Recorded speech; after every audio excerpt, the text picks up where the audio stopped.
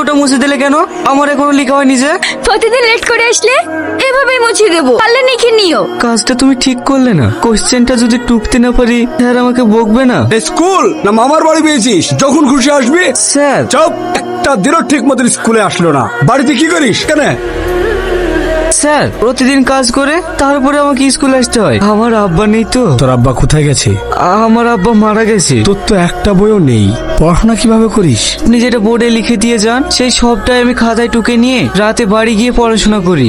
বাহ শাহিন, এইভাবে পড়াশোনা করে এত ভালো রেজাল্ট করো? তোমাকে মারাটা আমার উচিত হয়নি। শাহিন, ওই দিনকার লেখাগুলো আমার মুছে দেওয়া উচিত হয়নি। আমি বুঝতে পারিনি যে তোমার বই নেই। না না ঠিক আছে, গরিবকে দেখে তো সবাই মস্করা করে।